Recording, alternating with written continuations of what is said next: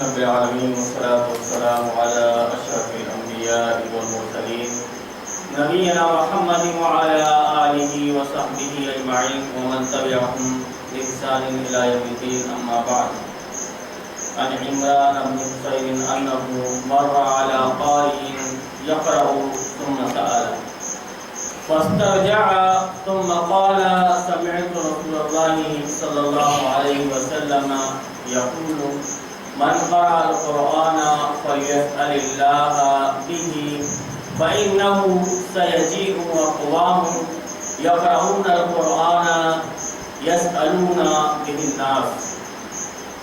سلسلۃ الاحادیث صحیحہ جلد نمبر 1 اور حدیث نمبر 257.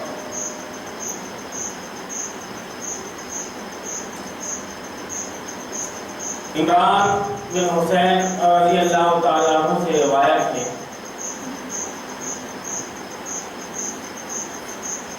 کہ وہ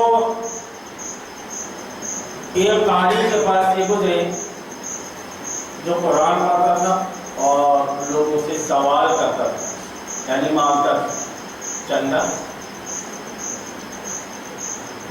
تو انہوں نے جب یہ دیکھا تو کہا کہ اِنَّ لِلَّهِ وَإِنَّا إِلَيْهِ راجعون. پھر اس کے بعد انہوں نے کہا کہ میں نے رسول اکرم صلی اللہ علیہ وسلم کو فرماتے ہوئے سنا ہے کہ جو کوئی قرآن پڑھتا ہے تو بس چاہیے کہ اس کے ذریعے سے اللہ رب العالمین سے سوال کرے. جو کوئی قرآن پڑھتا ہے، قرآن پڑھ رہا ہے، نماز میں پڑھا رہا ہے یا کسی کو قرآن سکھا رہا ہے، تو وہ چاہیے کہ اس کے ذریعے سے اللہ رب العالمین سے سوال کرے. پھر انہوں نے نبی کریم صلی اللہ علیہ وسلم اس قول کو آگے بڑھاتے ہوئے کہا کہ فَإِنَّهُ سَيَجِيءُ أَقْوَامٌ يَقْرَؤُونَ الْقُرْآنَ يَسْأَلُونَ بِهِ النَّاسَ. کہ قریب ایک ایسی قوم آئے گی جو قرآن پڑھے گی، قرآن پڑھے گی لیکن اس کے ذریعے سے لوگوں سے سوال کریں. سیزن گرم چل رہا ہے. عام دنوں میں رمضان المبارک کو چھوڑ کر عام دنوں میں چندے کی اتنی اہمیت کہاں رہتی ہے، لیکن بس وہی رمضان المبارک کے مہینے میں آپ کو 1 کے 70 ملیں گے. اب بڑھاتے جائیے آپ. فضیلتیں گویا رمضان المبارک کی جو بیان کی جاتی ہے وہ صرف اسی مقصد کے خاطر اور زیادہ یہی حدیثیں لائی جاتی ہیں اور دوسری حدیثیں نہیں لائی جاتی. زیادہ یہی حدیثیں لائی جاتی ہیں کہ آپ زیادہ سے زیادہ مال لا کر کے دیں. ابھی شب قدر کے نام سے چندہ ہونے والا ہے، حافظ صاحب کے نذرانے کے لیے کچھ جمع کریں تو اکٹھا کریں.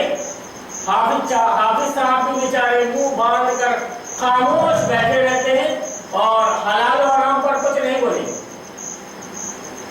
اور بعض جگہ میں تو ایسا ہوتا ہے کہ پہلے سے اجرت متعین ہو جاتی ہے کہ اتنا اتنا پیسہ ہم لیں گے.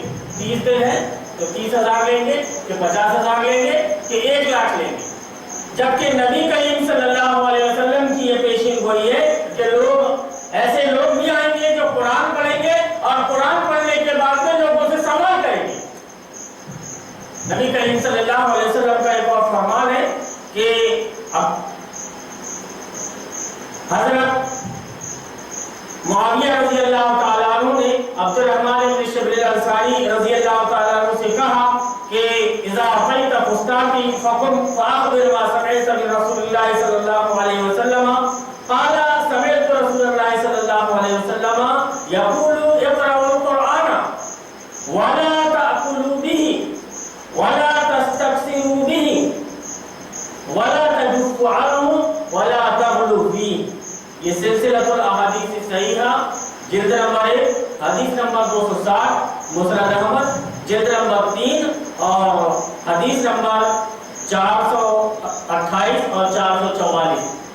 یہ حدیث کو دیکھ سکتے ہیں کہ معاویہ رضی اللہ تعالیٰ عنہ نے عبد الرحمن بن شبل الانصاری سے کہا کہ جب تم میرے خیمے کے پاس میں آنا تو کوئی ایسی حدیث بیان کرنا جو تم نے رسول اکرم صلی اللہ علیہ وسلم سے سنی ہے.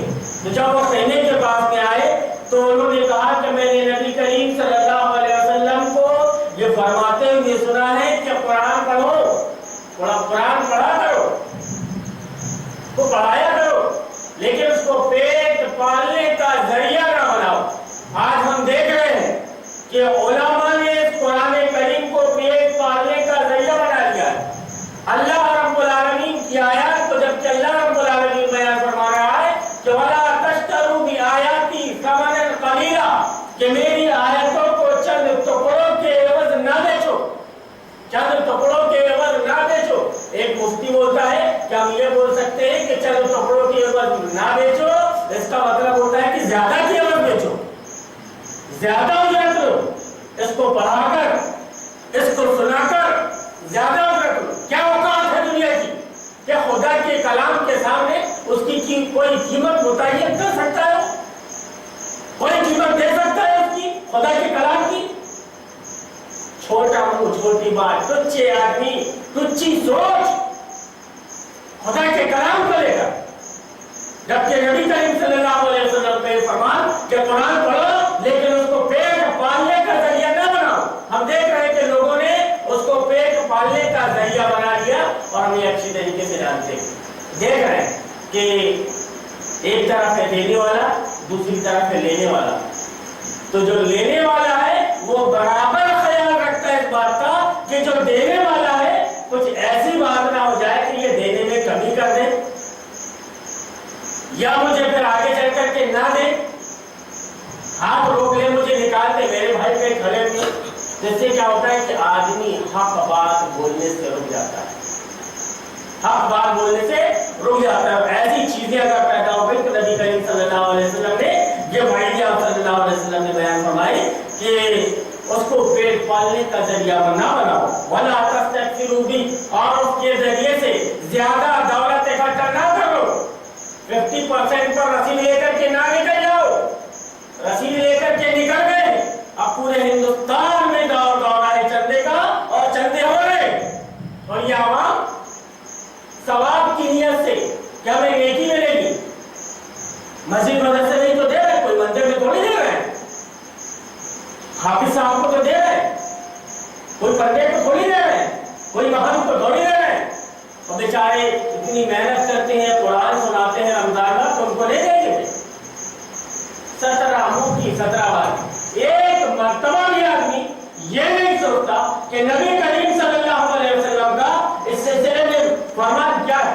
سلسلۃ الاحادیث الصحیحہ میں علامہ البانی نے جب اس بحث کو چھیڑا تو وہاں پر آگے چل کر کے انہوں نے ایک حدیث کو اور ذکر کیا، جلد نمبر صفحہ نمبر 515 کے اندر انہوں نے ذکر کیا کہ ایک صحابی نے کسی کو قرآن سکھایا، قرآن کی تعلیم دی، اب وہ بھیڑ گئے ان کے پیچھے کہ یہ لے لو، یہ کمال لے لو، اللہ کے راستے میں جہاد کرنے کے کام آئے گی تمہارے لیے، تعلیم بھی پیش کر رہے ہیں، اور یہ بھی لوگ بتا رہے ہیں کہ میں تمہیں کوئی مال دولت نہیں دے رہا ہوں، یہ کمان دے رہا ہوں جو اللہ کے راستے میں تمہارے کام آئے گی۔ تو انہوں نے کان پکڑا اور کہا کہ نہیں، میں تمہارے یہ کمان کو بھی نہیں دے سکتا جب تک کہ میں رسول اکرم صلی اللہ علیہ وسلم سے اس سلسلے میں پوچھ نہ لوں۔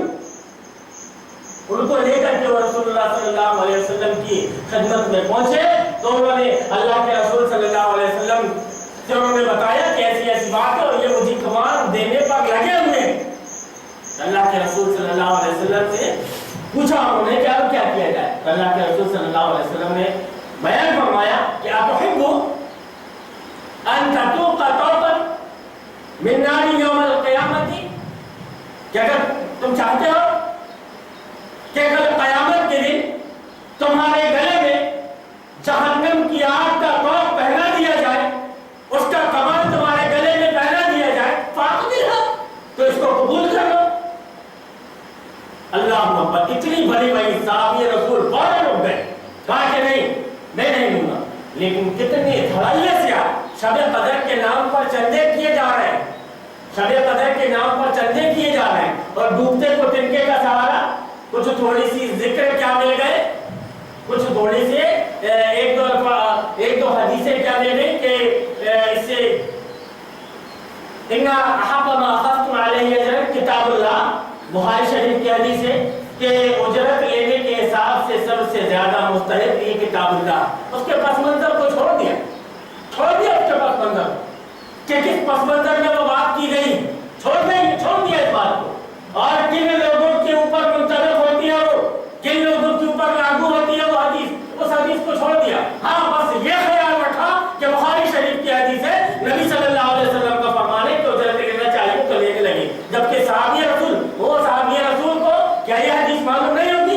उन्होंने कुरान पढ़ाया और उजरत लेने से इनकार कर दिया और कहा कि मैं उजरत नहीं लूंगा। जब रसूल अकरम सल्लल्लाहु अलैहि वसल्लम के पास में आए तो आप सल्लल्लाहु अलैहि वसल्लम ने बयान फरमाया कि क्या तुम ये पसंद करते हो कि कल को जहन्नम का तौब तुम्हारी गर्दन में पहनाया जाए? तो उन्होंने कहा कि तो लेने से इनकार कर दिया। तो मेरे भाइयों, हम सादगी में इस बात को ना लें, सादगी में इस बात को ना लें। आज उलमा की जो ये हैसियत है कि इस दीन की तालीम को उन्होंने पेट पालने का जरिया बना लिया है, पेट पालने का जरिया बना लिया है। उसके जिम्मेदार हम भी हैं। हम क्यों इसके जिम्मेदार कि हम चलते जो दे रहे हैं इनको, गलत जगह में थोड़ी खर्च कर रहे हैं, हमारी ये तामील होती है। याद रखिए कि जितना अजाब के मुस्तहिक कुरान की तालीम पर उजरत लेने के एवज में अजाब के मुस्तहिक तो होंगे, उसी कदर उनको चंदा दे करके और उनकी गैरत को बेदार न करने वाला भी मुस्तहिक होगा। क्यों? तो उसने उन्हें इस कंडीशन में पहुंचा दिया कि वो लेते रहे। इसीलिए मेरे भाइयों, बचे मस्जिद, मदरसे, मौलवी, हाफिज साहब, कारी साहब को चंदा देने से बचे। एक फूटी कौड़ी ना दे इनको, फूटी कौड़ी ना दे इनको। अपने आइज़ा क़रीब रिश्तेदारों में देखें कि कौन परेशान है, कौन परेशान हाल है, अपने रिश्तेदारों में खर्च करें। अल्लाह रब्बुल आलमीन आपको खर्च करने से मना नहीं करता, लेकिन आपकी सिर्फ एक गलती की वजह से, आपकी सिर्फ आलिम की एक मदद की वजह से, चंदे के जरिए से ये हो रहा है कि मेंबर रसूल से आपके सामने हक बात नहीं आ रही, हक बात नहीं आ रही। और अगर आप सिर्फ इसीलिए खिदमत कर रहे हैं तो ये नेकी नहीं है। कल अल्लाह रब्बुल आलमीन इसके एवज में भी आपको अज़ाब अता करेगा। आखिर में अल्लाह रब्बुल आलमीन से दुआ है कि अल्लाह रब्बुल आलमीन हमें हदीस पर अमल करने की तौफीक दे।